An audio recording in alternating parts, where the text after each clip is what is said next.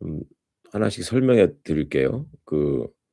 공소시효 공소시효를 공소시효가 임박한 사건의 경우에 그거를 어 공소시효가 3일 남았는데 경찰이 그때서 송치해 가지고 검사가 보니까 이거 3 일밖에 안 남았는데 어떡하냐." 그러면은 직접 수사를 할 수 있어야 될 거 아니냐 이런 식의 얘기들을 해요. 이 공소청의 수사와 관련된 부분이죠, 보안 수사와 관련돼서. 근데 그런 일은 있어서는 안 되고 있을 수도 없고 현재도 없습니다, 그런 일들은. 그러니까 어떤 사건이 생겼을 때 이게 공소시효가 언제까지인지를 처음부터 체크를 하게 되고요. 또 어떤 법 조문을 적용하느냐, 어떤 죄명을 적용하느냐에 따라서 공소시효가 확 달라질 수 있거든요.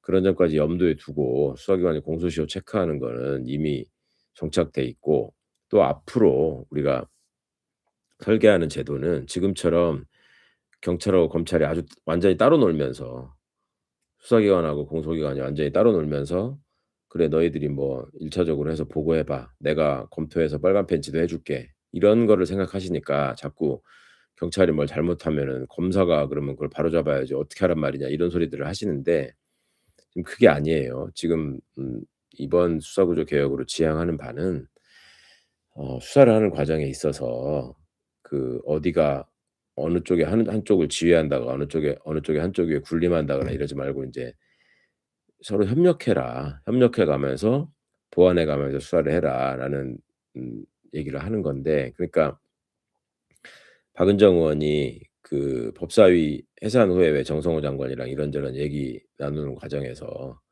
박지원 의원이 "보안 수사권 절대 주면 안 된다." 그러고, 박균택 의원은 "그게 국민을 위해서는 필요하다." 그러고, 이런 소리 하는 와중에 박은정 의원이 뒤에서 "킥스를 열어 주면 된다." 이런 얘기를 장관한테 하시는 거 들었을 겁니다. 그게 무슨 말이냐면, 킥스라는 게 형사사법 시스템인데 사건 암장 얘기도 많이 하잖아요. 경찰이 수사를 하는 척하면서 그냥 안 해 버리는, 없애 버리는 이런 것들을 지금 얘기를 하는데, 그런 문제를 없애기 위해서 전산 입력을 의무화시켜서 그렇게 하도록 만들었고, 그게 그렇게 하지 않으면 탈이 나도록 돼 있습니다. 지난번에 대표적으로 박정훈 대령이 수사했던 관련 최혜병 관련 사건을 경북경찰청에 이첩을 했다가 그거를 받아 놓고 킥스에 입력을 안 해 가지고 생긴 문제가 있었는데, 그러다 보니까 지금 줄줄이 관련자들 조사받고 처벌받고 하지 않습니까? 그러니까 킥스에 사건이 다 입력되게 돼 있고,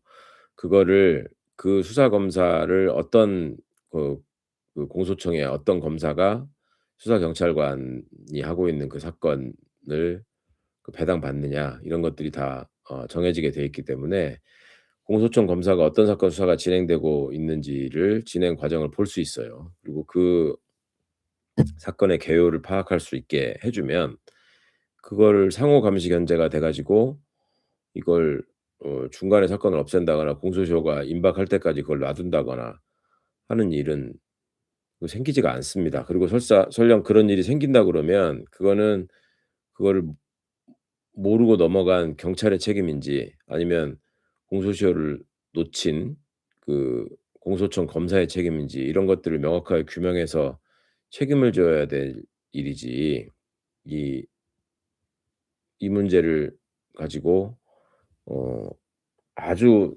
극히 드문 실제로 벌어지지도 않는 일을 가지고 공소시효가 임박한 사건에 대해서 송치돼 오면은 "어떻게 하란 말이냐." 이런 얘기를 하는 거는 앞뒤에 맞지 않다. 이런 설명을 먼저 앞서 하나 드리고요. 생각해 보십시오. 이렇게 둘이 서로 사건을 알고 있고 이거에 대해서 협의하면서 이 사건에 대해서는 어떤 점을 수사해야 되고 공소시효는 언제까지고 이런 점에 대해 증거를 수집한다고 협력해서 일을 하면 공소시효를 어떻게 놓칠 수가 있겠어요. 그리고 놓친다고 하면 그거는 그거대로 책임져야 될 사람들을 찾아내는 거고, 공소시효가 법적으로 어떤 안 특정한 시간이 지나면 이 법적 안정성을 위해서 이런 제도가 필요하다라고 만들어 놨으면 공소시효가 그냥 넘어가는 일도 생길 수 있는데, 이제 김건희 주가 조작 같은 건 같은 경우에는 일부러 공소시효를 넘기려고 수사를 안 해 버리고 검사가 시간을 끌고, 김학의 때도 비슷하고요.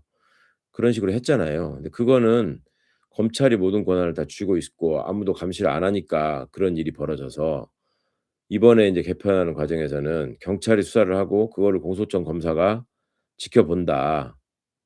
그리고 서로 얘기한다. 이렇게 함으로써 그걸 막도록 한 건데 과거 제도처럼 전제를 하고 "이걸 경찰이 공소시효 넘겨버리면 어떡하냐." 이런 식의 얘기를 하는 것 자체가 그 전제 자체가 잘못됐다. 그리고 이 제도가 어떻게 변화돼서 설계되고 있는지를